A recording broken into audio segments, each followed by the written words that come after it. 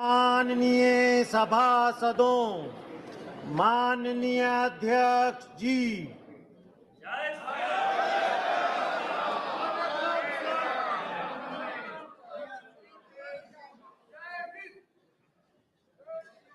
Item number 1 माननीय वित्त मंत्री श्रीमती निर्मला सीतारमण जी।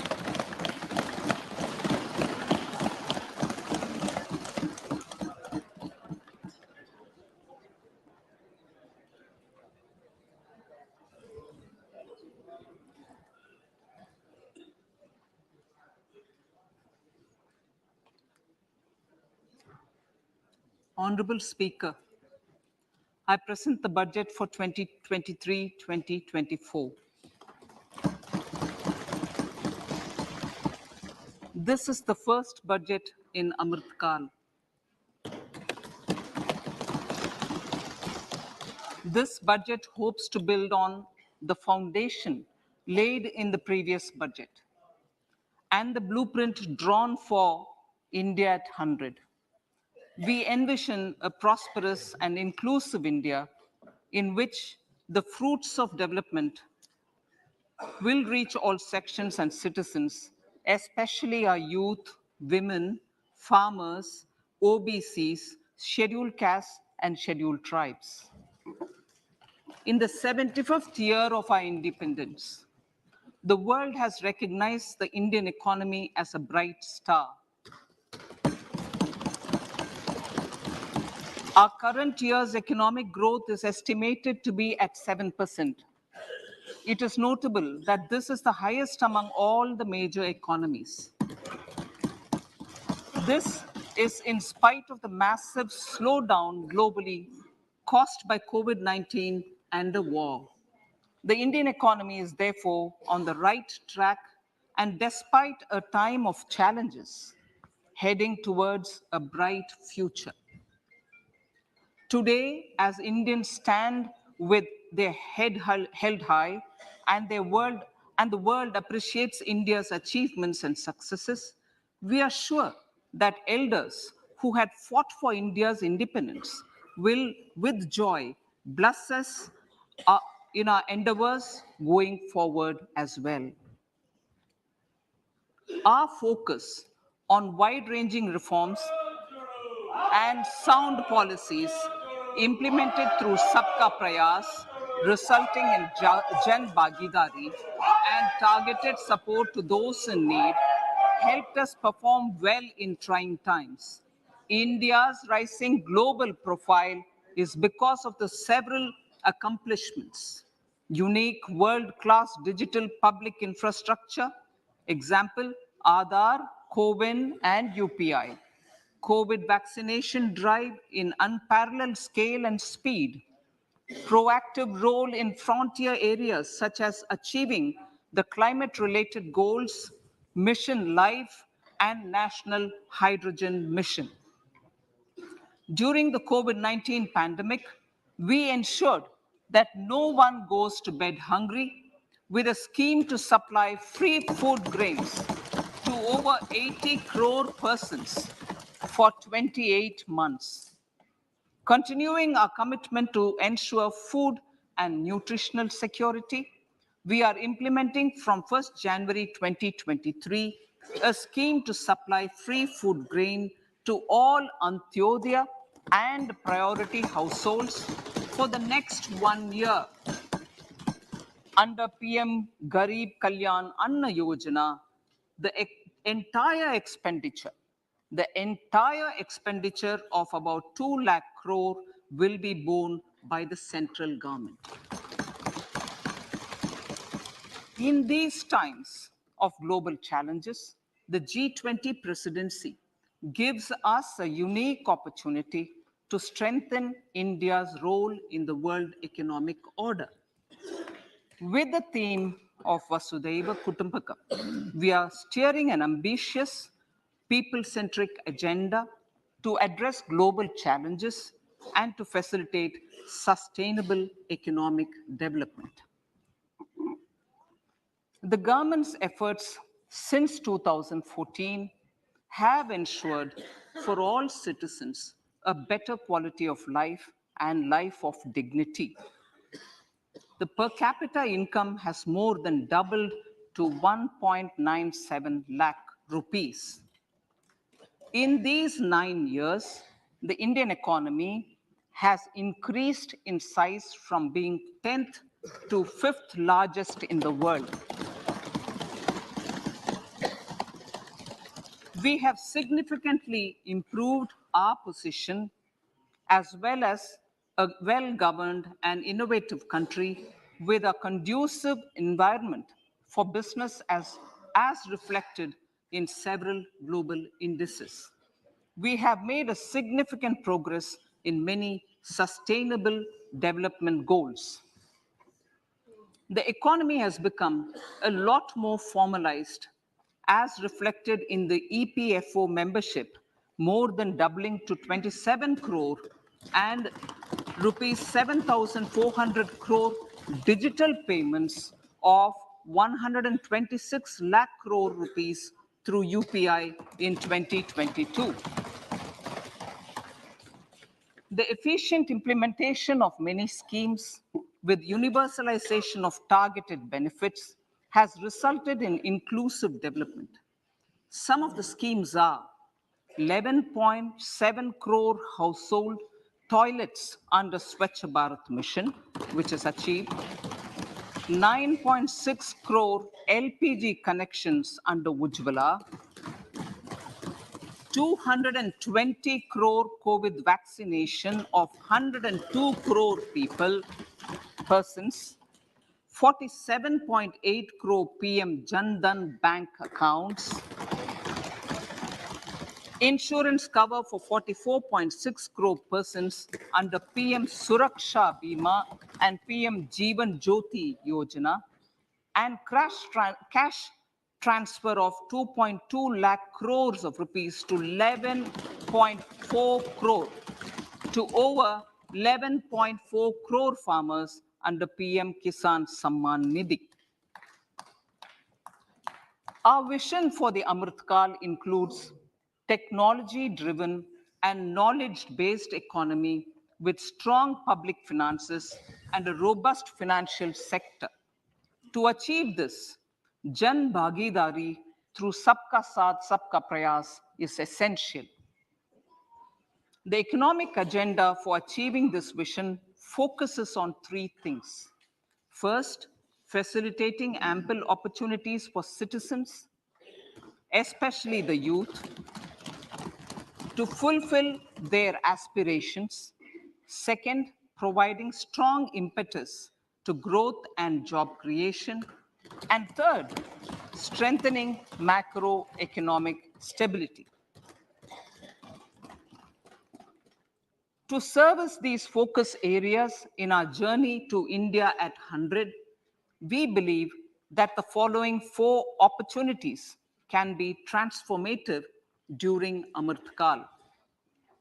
Economic empowerment of women. Deen Dayal Antyodaya Yojana National Rural Livelihood Mission has achieved remarkable success by mobilizing rural women into 81 lakh self-help groups. We will enable these groups to reach the next stage of economic empowerment through formation of large producer enterprises or collectives, with each having several thousand members and managed professionally. They will be helped with raw materials supply and for better design, quality, branding, and marketing of their products.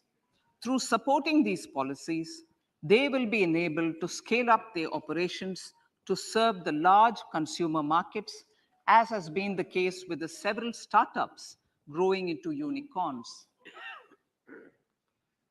PM Vishwakarma Kaushal Samman, PM Vikas. For centuries, traditional artisans and craftspeople who work with their hands using tools have brought renown for India. They're generally referred to as Vishwakarma. The art and the handicraft created by them represents the true spirit of Atmanirbhar Bharat. For the first time, a package of assistance for them has been conceptualized.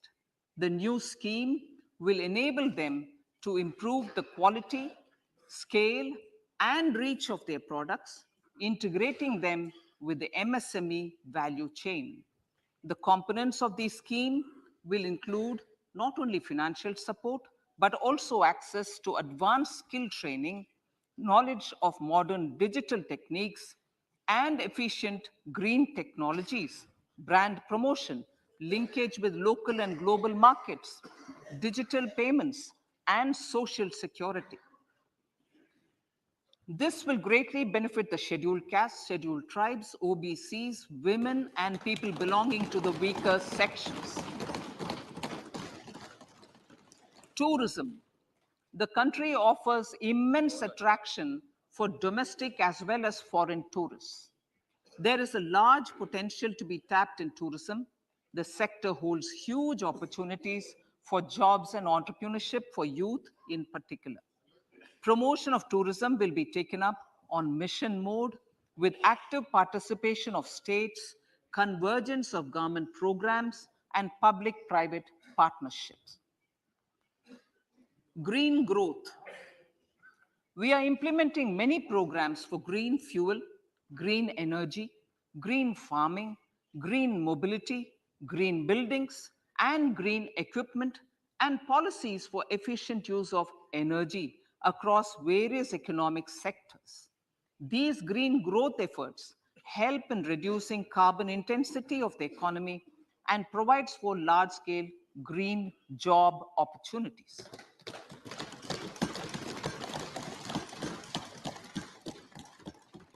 Priorities of this budget. The budget adopts the following 7 priorities. They complement each other and act as the Saptarishi guiding us through the Amritkal. Inclusive development, reaching the last mile, infrastructure and investment, unleashing the potential, green growth, youth power, and financial sector. I now speak on the priority number 1, inclusive development.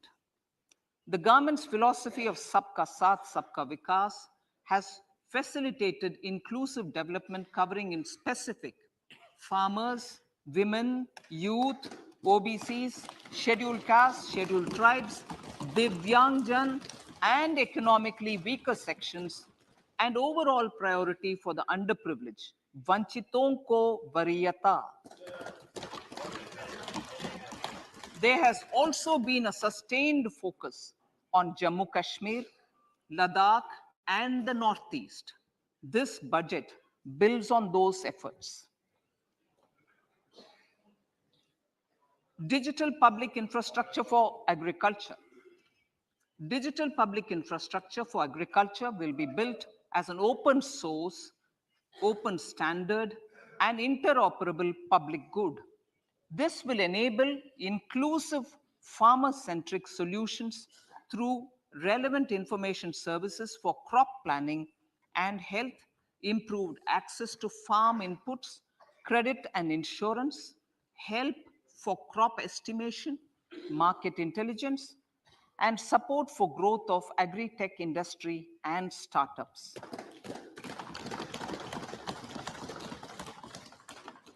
An agriculture accelerator fund. An agriculture accelerator fund will be set up to encourage agri startups by young entrepreneurs in rural areas. The fund will aim at bringing innovative and affordable solutions for challenges faced by farmers. It will also bring in modern technologies to transform agricultural practices, increase productivity and profitability. To enhance the productivity of extra long staple cotton, we will adopt a cluster-based and value chain approach through public-private partnerships. This will mean collaboration between farmers, state, and industry for input supplies extension services, and market linkages. We will launch an Atmanirbhar Clean Plant program to boost availability of disease-free, quality planting material for high-value horticultural crops at an outlay of 2,200 crores. Global hub for millets, which are Sri Anna. India is the forefront. India is at the forefront of popularizing millets, whose consumption furthers nutrition, food security, and welfare of farmers, said the Honorable Prime Minister. We are the largest producer and second largest exporter of Sri Anna in the world. We grow several types of Sri Anna, such as Sri Anna Jowar, Sri Anna Ragi, Sri Anna Bajra, Sri Anna Kutu, Ramdana, Kangni, Kutni, Kutki, Kodo, China, and Sama. These have a number of health benefits and have been an integral part of our food for centuries. I acknowledge with pride the huge service done by small farmers in contributing to the health of fellow citizens by growing these Sri Anna. Now, to make India a global hub for Sri Anna, the Indian Institute of Millet Research, ideally Indian Institute of the Sri Anna Research, Hyderabad, will be supported as the center of excellence for sharing best practices, research, and technologies at the international level. The agricultural credit target will be increased to 20 lakh crores with focus on animal husbandry, dairy, and fisheries. We will launch a new sub-scheme of PM Matsya Sampada Yojana, which is an existing scheme, but we launch a new sub-scheme with targeted investment of 6,000 crores to further enable activities of fishermen, fish vendors, and micro and small entrepreneurs, improve value chain efficiencies, and expand the market. For farmers, especially small and marginal farmers and other marginalized sections, the government is promoting cooperative-based economic development model. A new Ministry of Cooperation was formed with a mandate to realize the vision of Sahkar Se Samriddhi. To realize this vision, the government has already initiated computerization of 63,000 primary agricultural credit societies with an investment of 2,560 crores, 2,516 crores. In consultation with all the stakeholders and the states, model bylaws for PACS were formulated, enabling them to become multi-purpose PACS. A national cooperative database is being prepared for countrywide mapping of cooperative societies. With this backdrop, we will implement a plan to set up massive decentralized storage capacity.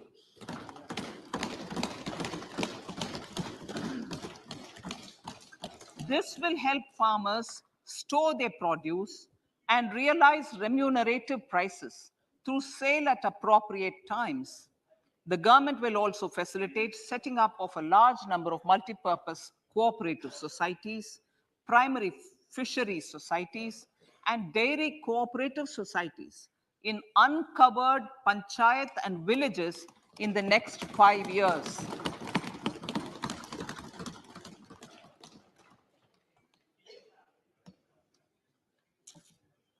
Health, education, and skilling. 157 new nursing colleges will be established in co-location with the existing 157 medical colleges established since 2014. A mission to eliminate sickle cell anemia by 2047 will be launched. It will entail awareness creation, universal screening of 7 crore people in the age group of 0 to 40 years in affected tribal areas, and counseling through collaborative efforts of central ministries and state governments. Facilities in select ICMR labs, Indian Council for Medical Research labs, will be made available for research by public and private medical college faculty and private sector R&D teams for encouraging collaborative research and innovation. A new program to promote research and innovation in pharmaceuticals will be taken up through centers of excellence. We shall also encourage industry to invest in research and development in specific priority areas.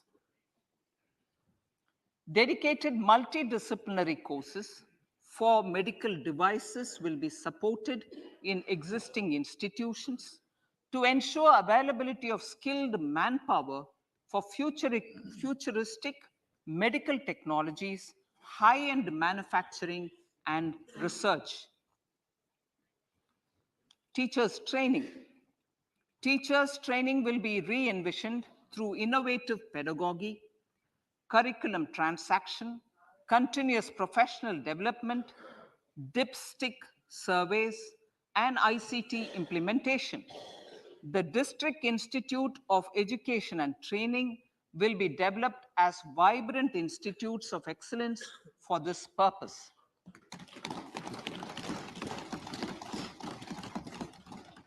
National Digital Library for Children and Adolescents. A National Digital Library for Children and Adolescents will be set up for facilitating availability of quality books across geographies, languages, genres, and levels, and device-agnostic accessibility. States will be encouraged to set up physical libraries for them at panchayat and ward levels and provide infrastructure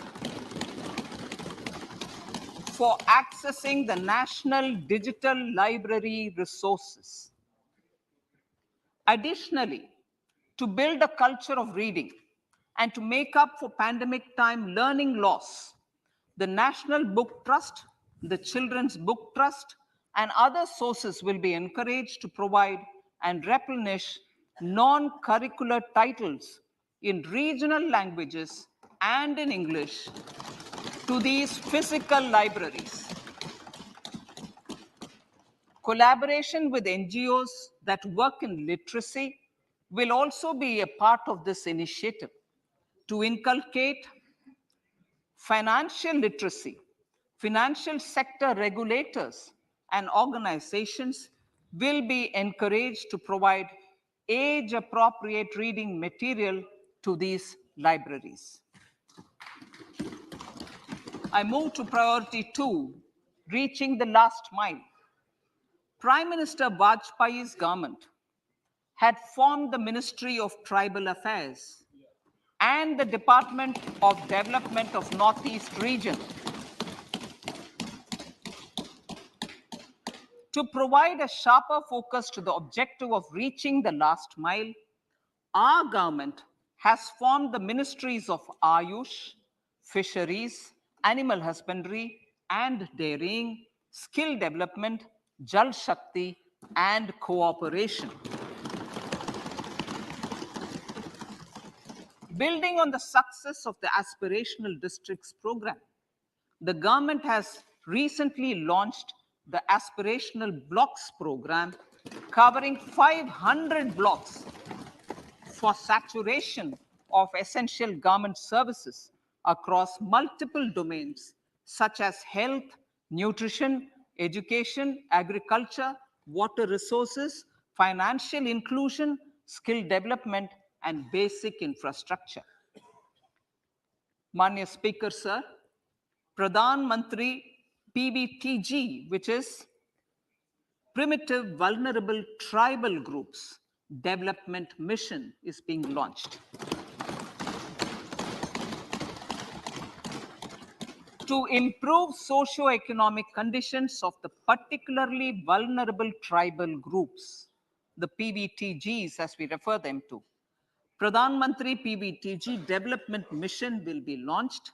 This will saturate PVTG families and habitations with basic facilities such as safe housing, clean drinking water and sanitation, improved access to education, health, nutrition, road and telecom connectivity, and sustainable livelihood opportunities.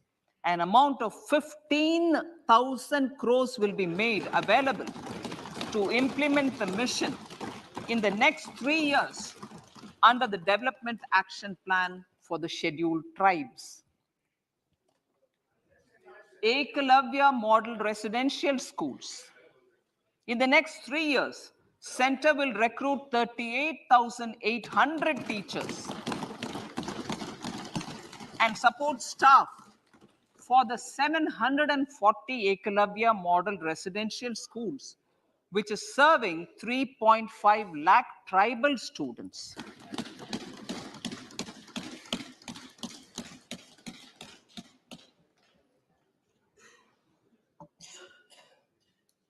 In the drought-prone central regions of Karnataka, central assistance of 5,300 crore will be given to Upper Bhadra project to provide sustainable micro irrigation and filling up of surface tanks for drinking water. PM Awas Yojana. The outlay for PM Awas Yojana is being enhanced by 66% to over 79,000 crores. Bharat Shared Repository of Inscriptions will be set up in a digital epigraphy museum with digitization of 1 lakh ancient inscriptions in the first stage. Support for poor prisoners. For poor persons who are in prisons and unable to afford the penalty or the bail amount, required financial support will be provided.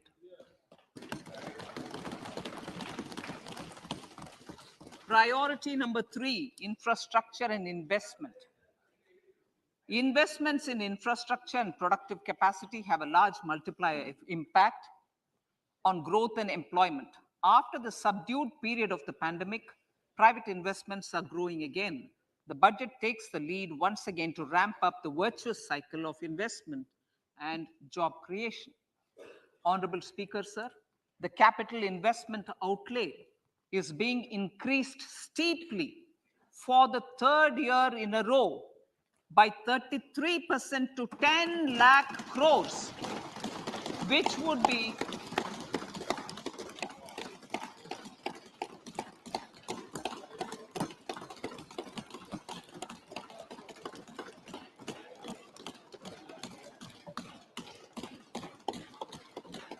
which would be 3.3% of GDP. This will almost be 3 times the outlay made in 2019-20.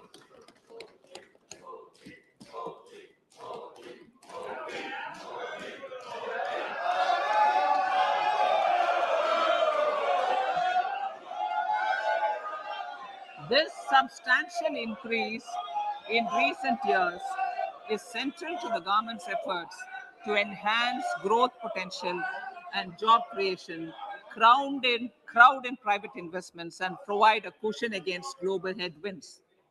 The direct capital investment by the center is complemented by the provision made for creation of capital assets through grants and aids to state. The effective capital expenditure of the center is budgeted at 13.7 lakh crore rupees, which will be 4.5% of GDP. Support to state governments for capital investment. I have decided to continue the 50-year interest-free loan to state governments for one more year to spur investment in infrastructure and to incentivize them for complementary policies actions with a significantly enhanced outlay of 1.3 lakh crores. The newly established Infrastructure Finance Secretariat will assist all stakeholders for more private investment in infrastructure, including railways, roads, urban infrastructure, and power, which are predominantly depend on public resources. The harmonized master list of infrastructure will be reviewed by an expert committee for recommending the classification and financing framework suitable for Amartkal. A capital outlay, I'm talking about railways now, sir, Honorable Speaker, railways. A capital outlay of 2.40 lakh crores has been provided for the railways. This is the highest ever outlay this highest ever outlay is about 9 times the outlay made in 2013-14. 100 critical transport infrastructure projects for last and first mile connectivity for ports, coal, steel, fertilizer, and food grain sectors have been identified. They will be taken up on priority with investment of 75,000 crores, including 15,000 crore from private sources. 50 additional airports, heliports, water aerodromes, and advanced landing grounds will be revived for improving regional air connectivity.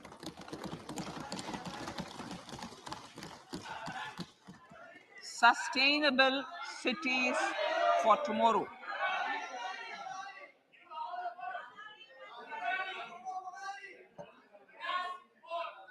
States and cities will be encouraged to undertake urban planning reforms and actions to transform our cities into sustainable cities of tomorrow.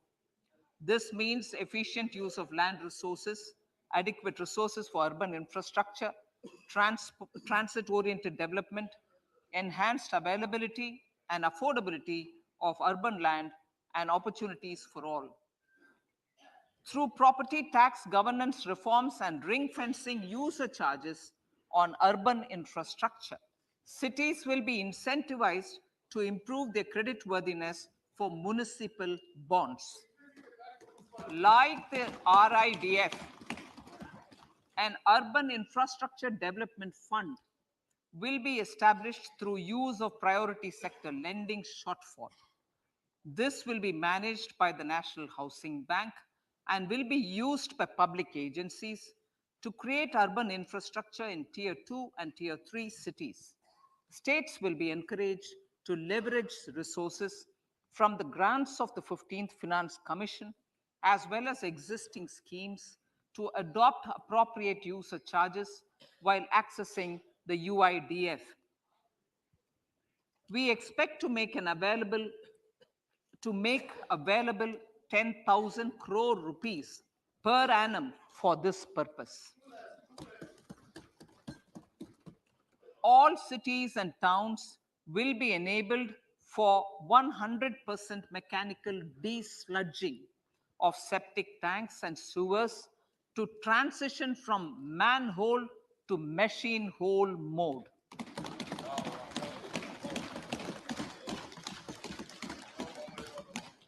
Enhanced focus will be provided for scientific management of dry and wet waste.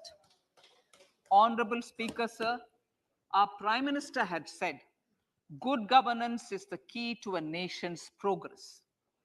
Our government is committed to providing a transparent and accountable administration, which works for the betterment and welfare of common citizens.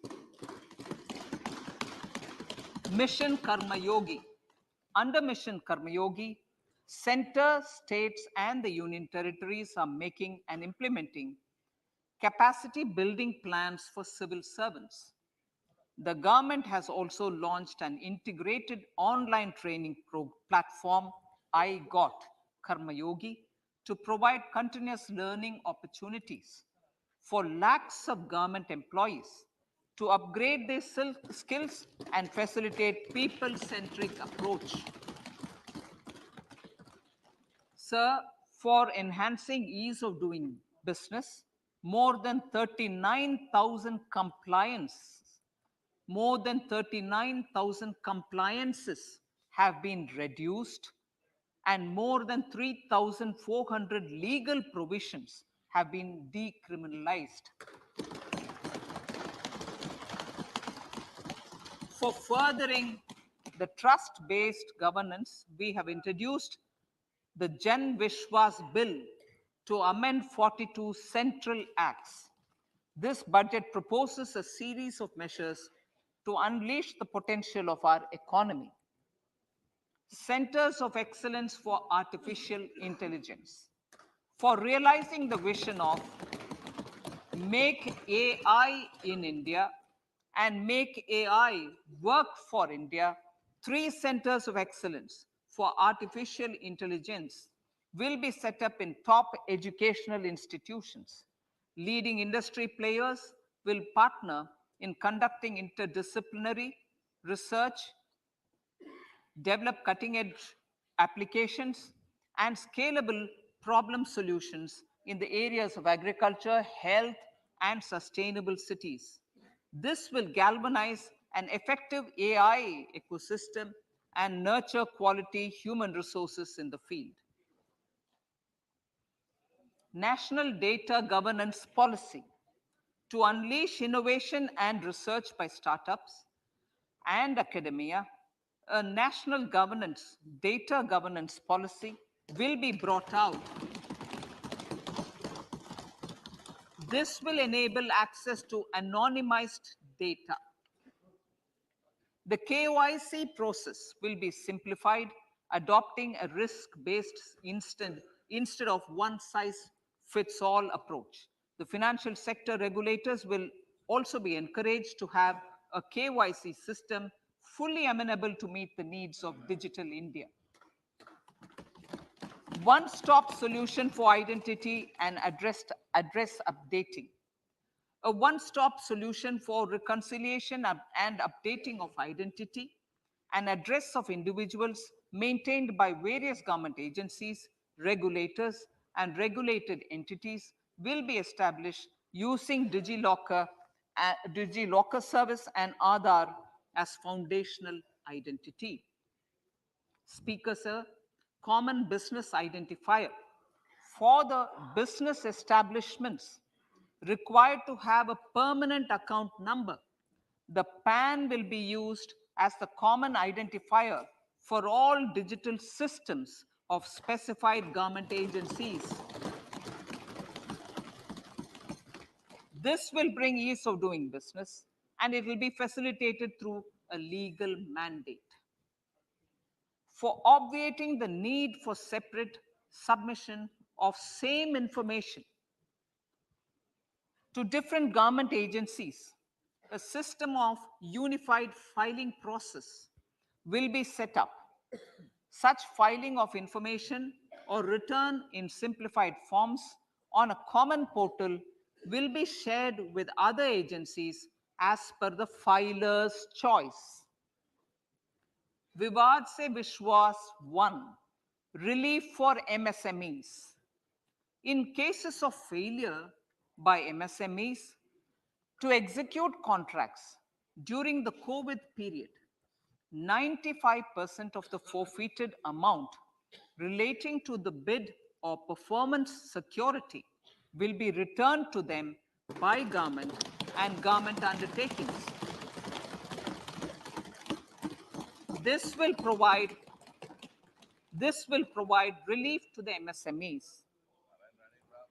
Vivad se Vishwas 2, settling contractual disputes. To settle contractual disputes of government and government undertakings, wherein arbitral award is under challenge in a court, a voluntary settlement scheme with standardized terms will be introduced. This will be done by offering graded settlement terms depending on pendency level of the dispute. The state support mission of Niti Aayog will be continued for 3 years for our collective efforts towards national priorities. Result-based financing. To better allocate scarce resources for competing development needs, the financing of select schemes will be changed on a pilot basis from input-based to result-based. E-courts. For efficient administration of justice, phase 3 of e-courts projects phase 3 of the e-courts project will be launched with an outlay of 7,000 crores.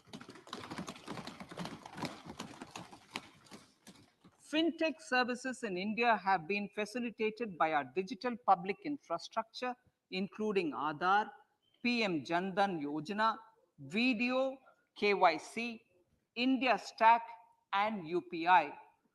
To enable more fintech innovative services, the scope of documents available in DigiLocker for individuals will be expanded. An entity DigiLocker will be set up for the use by MSMEs, large businesses, and also charitable trusts. This will be towards storing and sharing documents online securely whenever needed with various authorities, regulators, banks, and other business entities. 5G services. 100 labs for developing applications using 5G services will be set up in engineering institutions.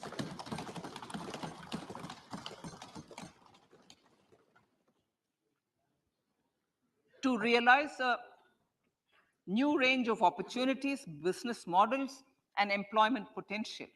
The labs will cover, among others, applications such as smart classrooms, precision farming, intelligent transport systems, and healthcare applications. Lab-grown diamonds. Lab-grown diamonds is a technology and innovation-driven emerging sector with high employment potential. These environment-friendly diamonds, which have optically and chemically the same properties as natural diamonds. To encourage indigenous production of LGD, lab-grown diamond seeds and machines, and to reduce import dependency, a research and development grant will be provided to one of the IITs for 5 years. To reduce the cost of production, a proposal to review the custom duty on LGD seeds will be indicated in Part B of the speech. I come to the fifth priority, Honorable Speaker, sir, green growth. Honorable Prime Minister has given a vision for life or lifestyle for environment to spur a movement of environmentally conscious lifestyle. India is moving forward firmly for the Panchamrit, the net zero carbon emission by 2070 to usher in green industrial and economic transition. This budget builds on our focus on green growth. The recently launched National Green Hydrogen Mission, with an outlay of 19,700 crores, will facilitate transition of the economy to low carbon intensity, reduce dependence on fossil fuel imports, and make the country assume technology and market leadership in this sunrise sector. Our target is to reach an annual production of 5 MMT by 2030. Energy transition. This budget provides for 35,000 crores for priority capital investment towards energy transition and net zero objectives and energy security by Ministry of Petroleum and Natural Gas. To steer the economy on sustainable development path, battery energy storage systems with capacity of 4,000 MWH will be supported with viability gap funding. A detailed framework for pumped storage projects will also be formulated. Renewable energy evacuation. The interstate transmission system for evacuation and grid integration of 13 gigawatt renewable energy from Ladakh will be constructed with investment of 20,700 crore, including central support of 8,300 crores. Green Credit Program.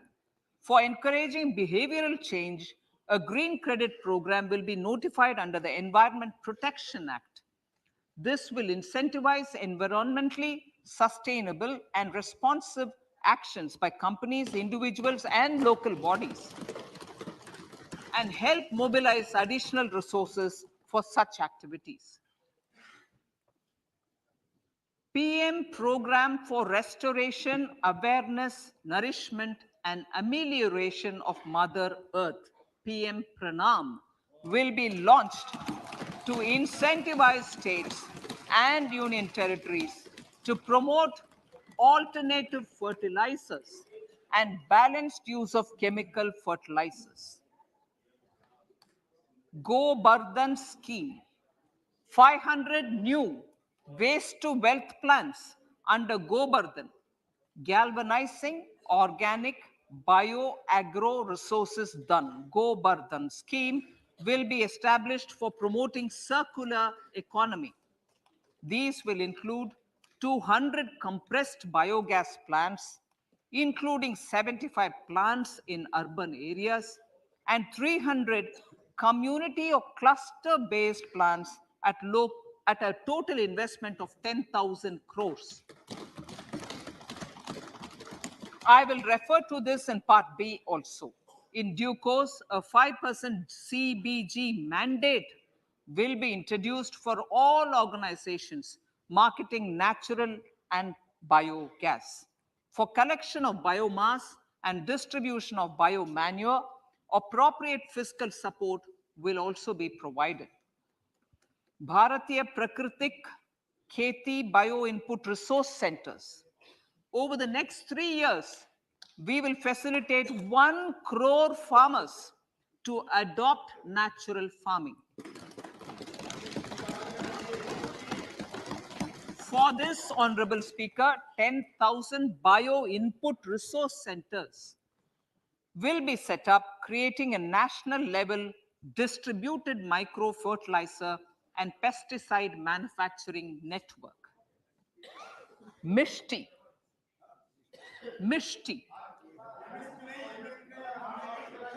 Building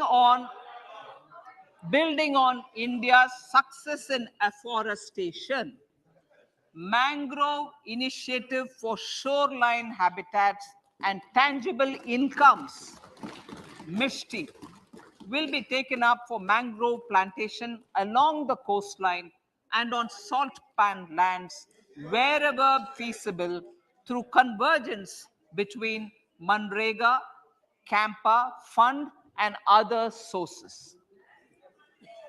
Amrit Dharohar. Wetlands are vital ecosystems which sustain biological diversity.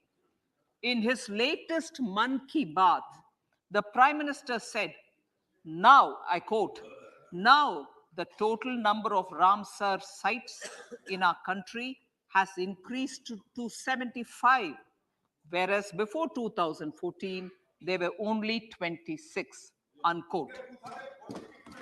Local communities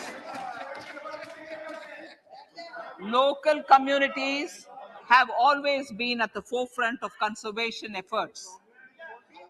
The government will promote their unique conservation values through Amrit Dharohar, a scheme that will be implemented over the next 3 years to encourage optimal use of wetlands and enhance biodiversity, carbon stock, ecotourism opportunities, and income generation for local communities.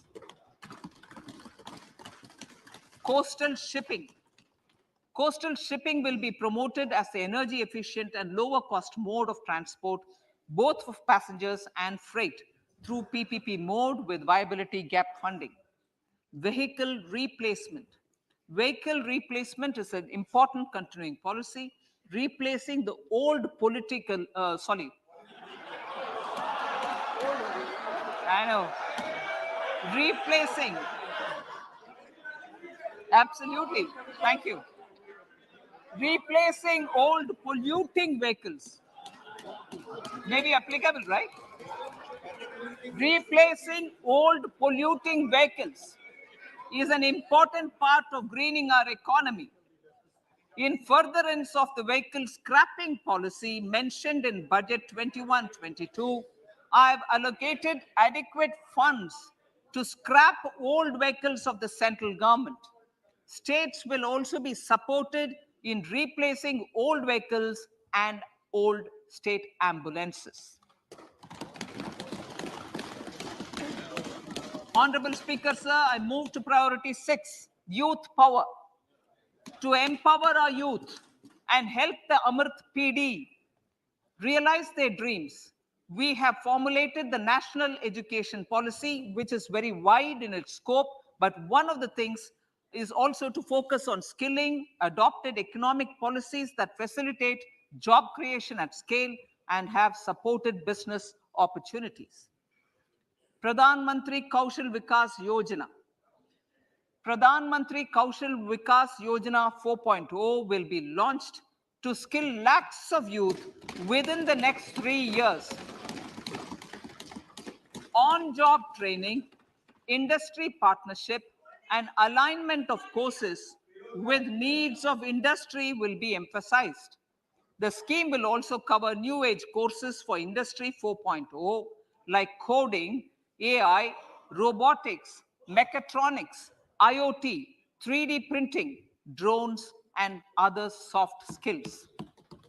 To skill youth for international opportunities, 30 Skill India international centers will be set up across different states. The digital ecosystem for skilling will be further expanded with the launch of a unified Skill India digital platform for enabling demand-based formal skilling, linking with employers, including MSMEs, and facilitating access to entrepreneurship schemes. To provide stipend support to 47 lakh youths in 3 years, direct benefit transfer under a pan-India national apprenticeship promotion scheme will be rolled out. Tourism. Honorable Speaker, sir, with an integrated and innovative approach, at least 50 destinations will be selected through challenge mode. In addition to aspects such as physical connectivity, virtual connectivity, tourist guides, high standards for food streets, and tourist security, all the relevant aspects would be made available on an app to enhance tourist experience. Every destination would be developed as a complete package. The focus of development of tourism would be on domestic as well as foreign tourists.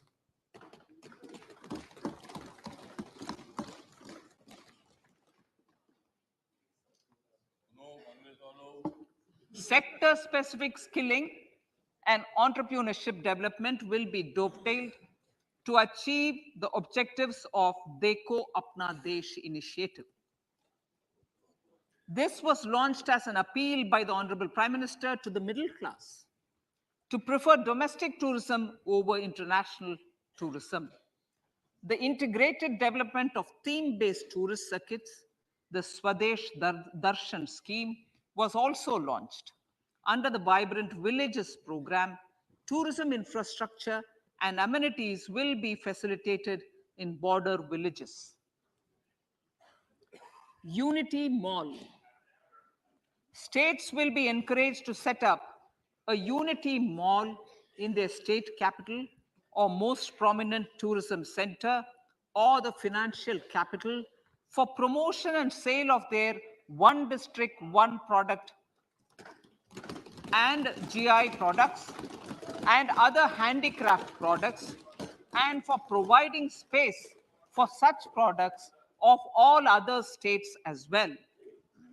Sir, priority number 7, financial sector. Our reforms in the financial sector and innovative use of technology have led to financial inclusion at scale, better and faster service delivery, ease of access to credit, and participation in financial markets. This budget proposes to further these measures. Credit guarantee for MSMEs.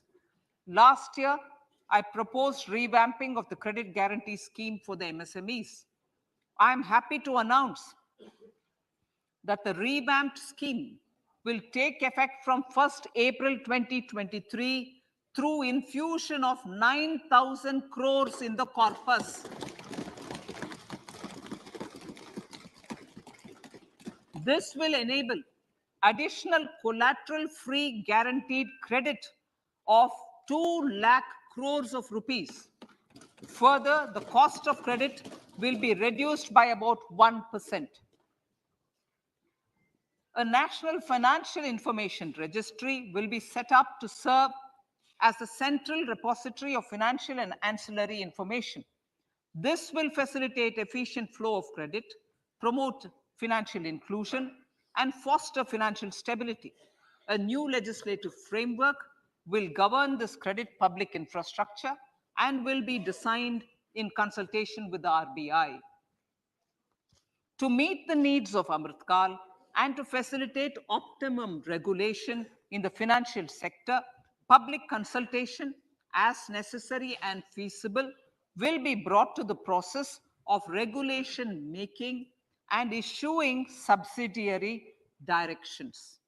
To simplify, to ease, and to reduce cost of compliance, financial sector regulators will be requested to carry out a comprehensive review of existing regulations. For this, they will consider suggestions from public and regulated entities. Time limits to decide the application under various regulations will also be laid down. Honorable Speaker, sir, to enhance business activities in GIFT IFSC, the following measures will be taken. Delegating powers under the SEZ Act to the IFSCA to avoid dual regulation. Setting up a single window IT system for registration and approval of IFSCA, SEZ authorities, GSTN, RBI, SEBI, and IRDAI. Permitting acquisition financing by IFSC banking units of foreign banks, establishing a subsidiary of Exim Bank for trade refinancing, amending IFSCA Act for statutory provisions for arbitration, ancillary services, and avoiding dual regulation under the SEZ Act, and recognizing offshore derivative instruments as valid contracts. Honorable Speaker, sir, data embassy. For countries looking for digital continuity solutions, we will facilitate setting up of their data embassies in GIFT IFSC.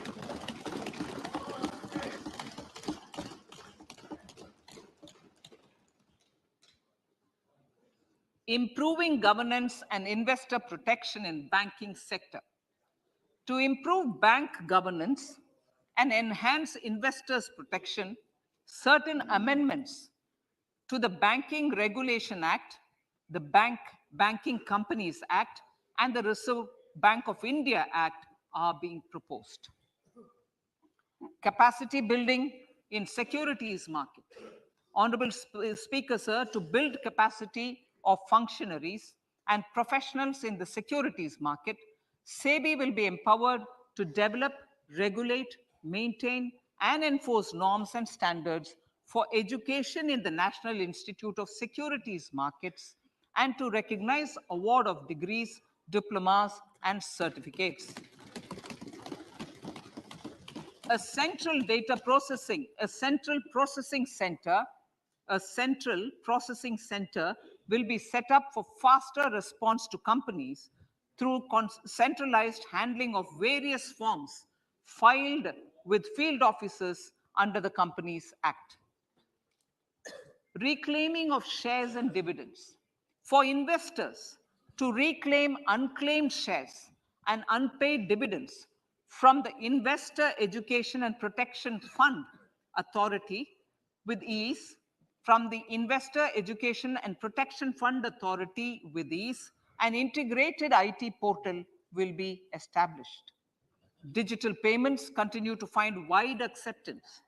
In 2022, they show an increase of 76% in transaction and 91% in value. Fiscal support for this digital public infrastructure will continue in 2023-2024. Azadi Ka Amrit Mahotsav, Mahila Samman Bachat Patra. For commemorating Azadi Ka Amrit Mahotsav, a one-time new small savings scheme, Mahila Samman Savings Patra or Savings Certificate, Mahila Samman Savings Certificate will be made available for a 2-year period up to March 2025. This will offer deposit facility up to 2 lakh in the name of a woman or girls for a tenure of 2 years at fixed interest rate of 7.5% with partial withdrawal option. Senior citizens. The maximum deposit limit for senior citizens savings scheme will be enhanced from 15 lakh to 30 lakhs of rupees. The maximum deposit limit for monthly income account scheme will be enhanced from 4.5 lakh to 9 lakh for single account and from 9 lakh to 15 lakh for joint account. Honorable Speaker, sir, fiscal management. 50 years interest-free loan to states. The entire 50-year loan to states has to be spent on capital expenditure within 2023-24. Most of this will be at the discretion of the states, but a part will be conditional on states increasing their actual capital expenditure. Parts of the outlay will also be linked to or allocated for the following purposes: scrapping old government vehicles, urban planning reforms and actions, financing reforms in urban local bodies to make them credit-worthy for municipal bonds, housing for police personnel above or as part of the police station, constructing unity malls, children and adolescent libraries and digital infrastructure, and state share of capital expenditure of central schemes. Honorable Speaker, sir, fiscal deficit of states.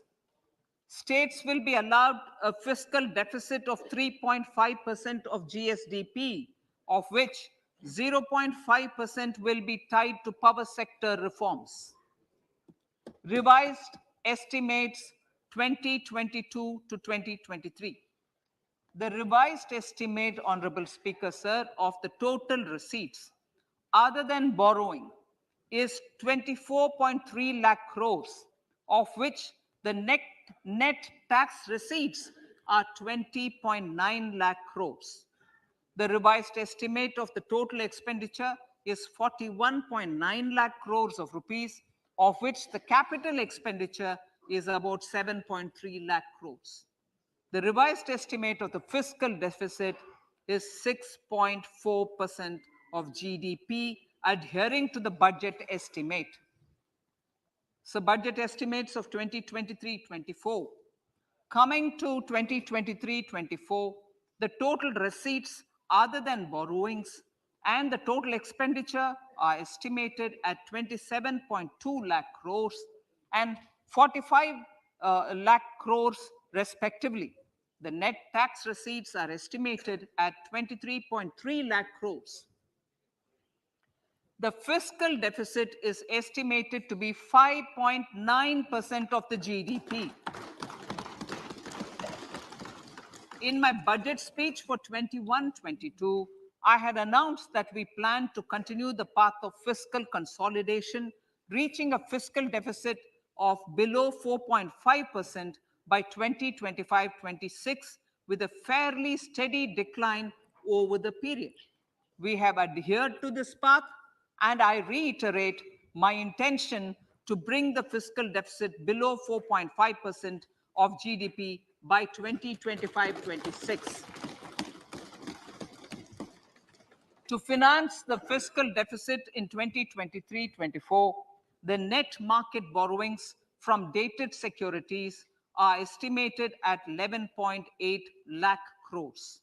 The balance financing is expected to come from small savings and other sources. The gross market borrowings are estimated at 15.43 lakh crores of rupees.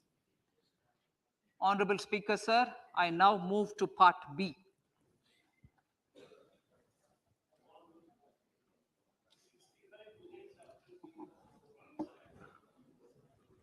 Indirect taxes.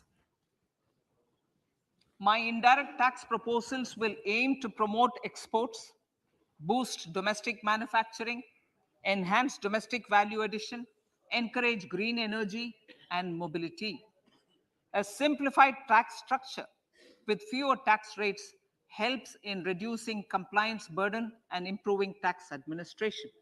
I propose to reduce the number of basic customs duty rates on goods other than textiles and agriculture from 21 to 13.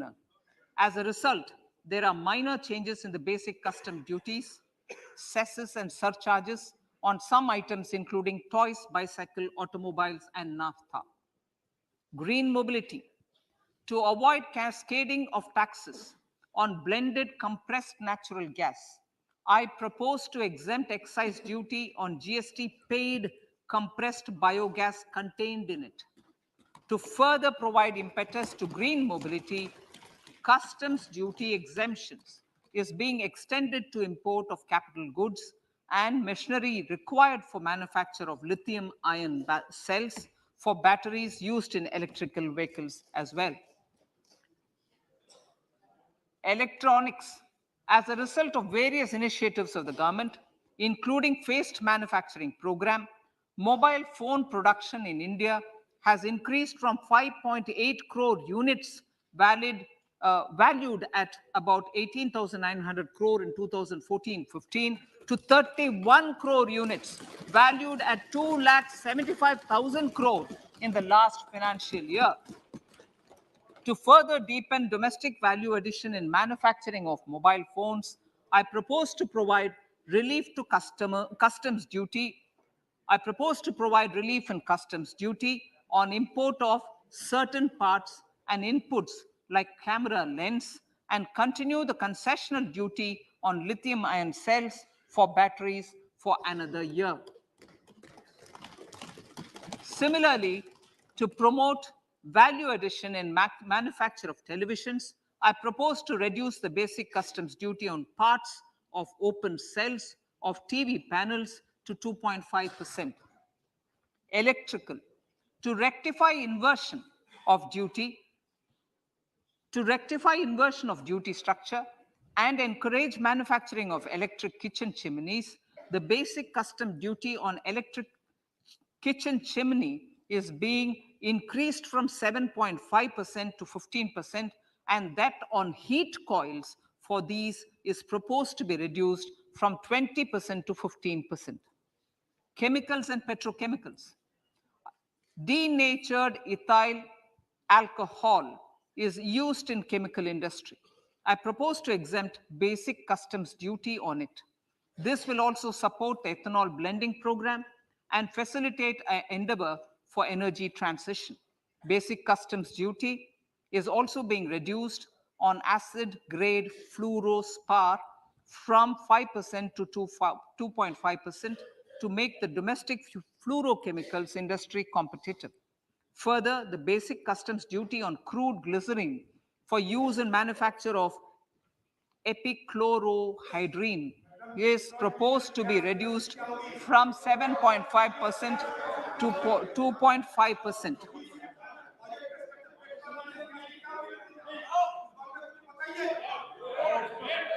Marine products.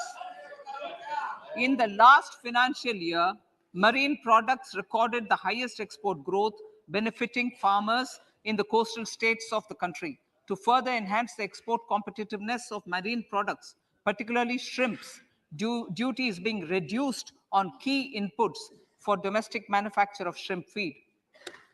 India is a global leader, as I said in part A, in cutting and polishing of natural diamonds, contributing about 3/4 of the global turnover by value.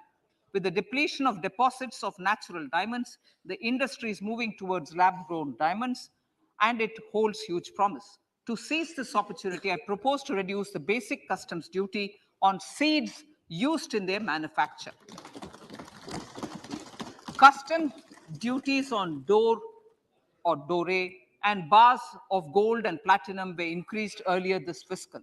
I propose to increase the duties on articles made therefrom to enhance the duty differential.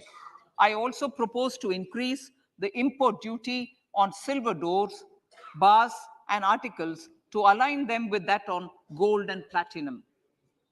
To facilitate availability of raw materials, for the steel sector, exemptions from basic custom duty on raw materials for manufacture of CRGO steel, ferrous scrap, and nickel cathode is being continued.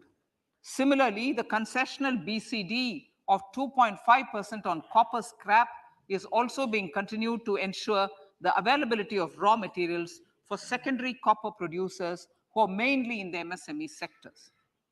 Compounded rubber. The basic custom duty rate on compounded rubber is being increased from 10% to 25% or 30 kg, whichever is lower, at par with that of natural rubber other than latex, to curb circumvention of duty. Cigarettes. National calamity contingent duty on specified cigarettes was last revised 3 years ago. This is proposed to be revised upwards by about 16%. Direct taxes.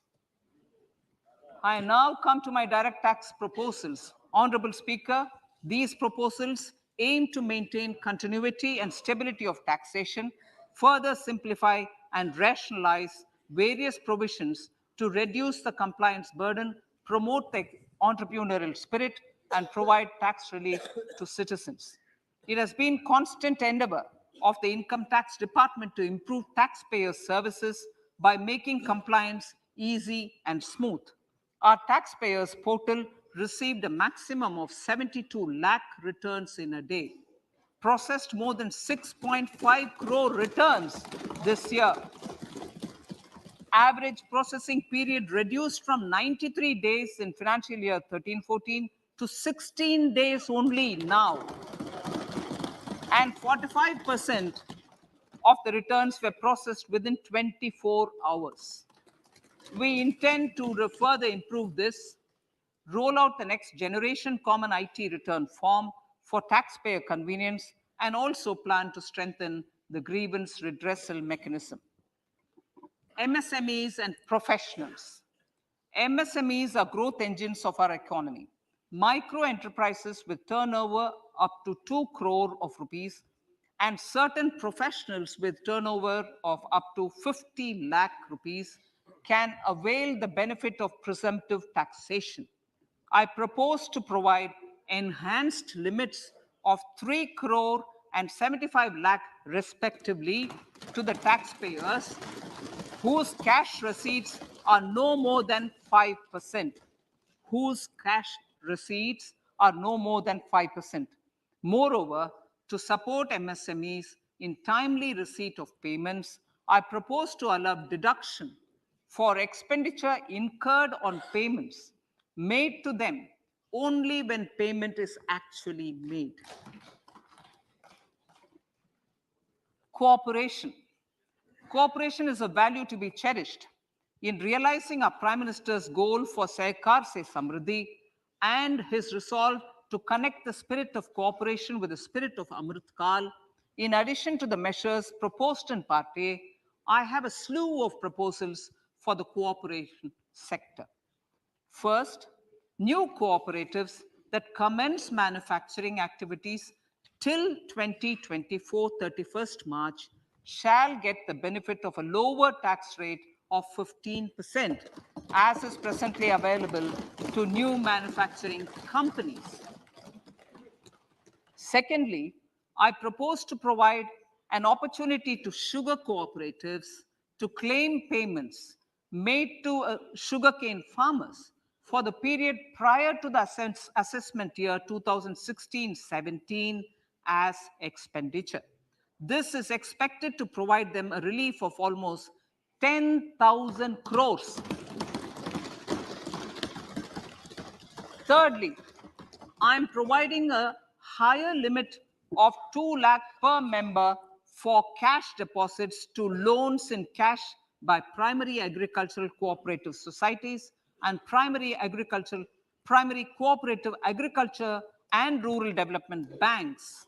I repeat that. Thirdly, I'm providing a higher limit of 2 lakh per member for cash deposits to and loans in cash by primary agricultural cooperative societies and primary cooperative agricultural and rural development banks. Similarly, a higher limit of 3 crore for TDS on cash withdrawal is being provided to cooperative societies. Startups.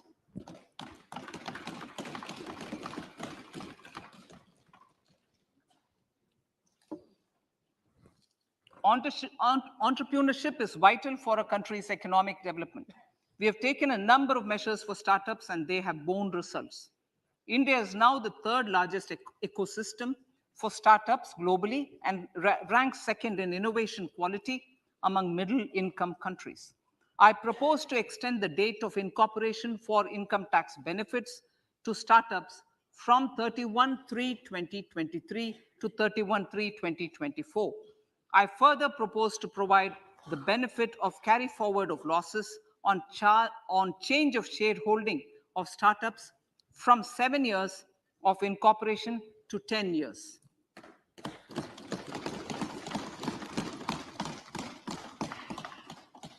To reduce the pendency of appeals at commissioner level, I propose to deploy about 100 joint commissioners for disposal of small appeals. We shall also be more selective in taking up cases for scrutiny of returns already received this year. Better targeting of tax concessions. For better targeting of tax concessions and exemptions, I propose to cap deduction from capital gains on investment in residential house under Section 54 and Section 54F to 10 crores.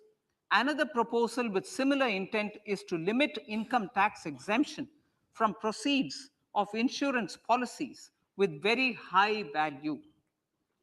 Rationalization. Honorable Speaker, sir, there are a number of proposals relating to rationalization and simplification.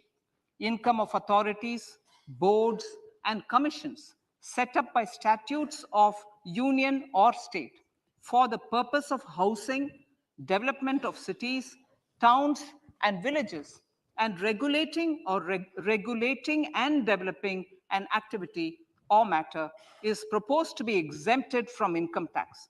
Other major measures in this direction are removing the minimum threshold of 10,000 for TDS and clarifying taxability relating to online gaming.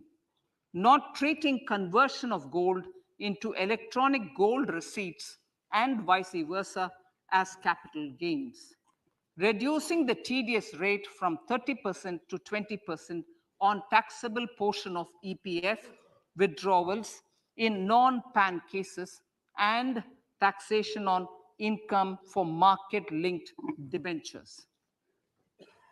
Other major proposals in the finance bill relate to the following: extension of period of tax benefits to funds relocating to IFSC, GIFT City till 31/3/2025, decriminalization under Section 276A of the Income Tax Act, allowing carry forward of losses on strategic disinvestment, including that of IDBI Bank, and providing EEE status to Agniveer Fund. Personal income tax.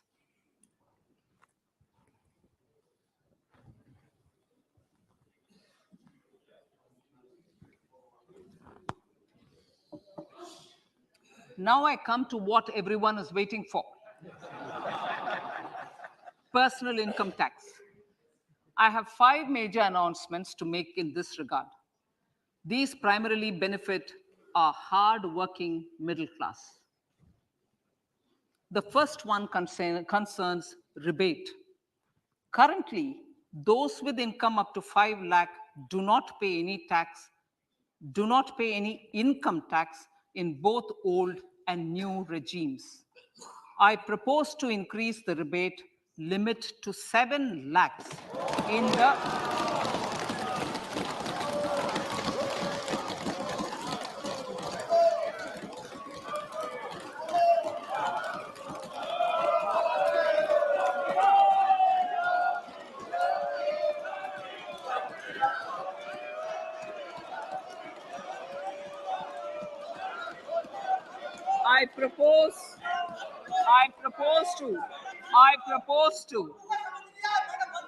I propose to increase the rebate limit to 7 lakh in the new tax regime. Thus, persons in the new tax regime with income up to 7 lakhs will not have to pay any tax at all. The second proposal relates to middle class individuals. I had introduced in the year 2020 the new personal income tax regime with 6 income slabs starting from 2.5 lakh. I propose to change the tax structure in this regime by reducing the number of slabs to 5 and increasing the tax exemption limit to 3 lakhs. The new tax rates are 0 to 3 lakh, nil. 3 to 6 lakhs, 5%. 6 to 9 lakhs, 10%. 9 to 12 lakh, 15%. 12 to 15 lakhs, 20%. And above 15 lakhs, 30%. This will provide major relief to all taxpayers in the new regime. An individual with an annual income of 9 lakhs will be required to pay only 45,000 rupees. This is only 5% of his or her income. It is a reduction of 25% on what he or she is required to pay now. That is 60,000. So in the place of 60,000, it is now only 45,000. Similarly, an individual with an income of 15 lakh rupees would be required to pay only 1.5 lakh or 10% of his income or her income, a reduction of 20% from the existing liability of 1,87,500 rupees. My third proposal is for the salaried class and the pensioners, including family pensioners, for whom I propose to extend the benefit of standard deduction to the new tax regime. Each salaried person with an income of 15.5 lakh rupees or more will thus stand to benefit by 52,500 rupees. My fourth announcement in personal income tax is regarding the highest tax rate, which in our country is 42.74%. This is among the highest in the world. I propose to reduce the highest surcharge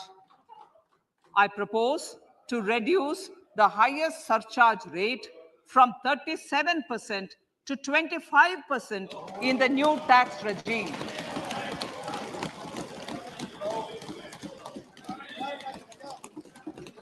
This would result in reduction of the maximum rate. This would result in the reduction of the maximum tax rate to 39%. Lastly, the limit of 3 lakh rupees for tax exemption on leave encashment on retirement of non-government salaried employees was last fixed in the year 2002, when the highest basic pay in the government was only 30,000 rupees per month. In line with the increase in the government salaries, I am proposing to increase this limit to 25 lakh rupees.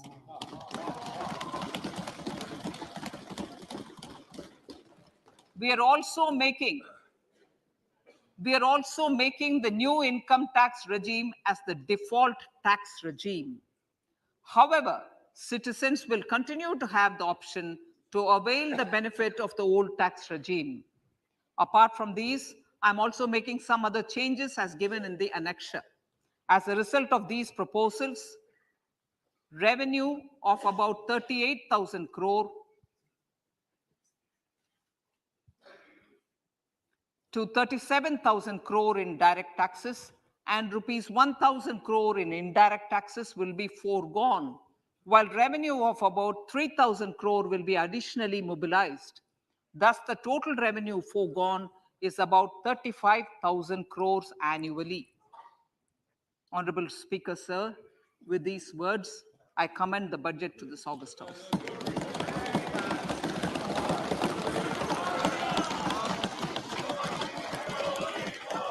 One hour, 25 minutes.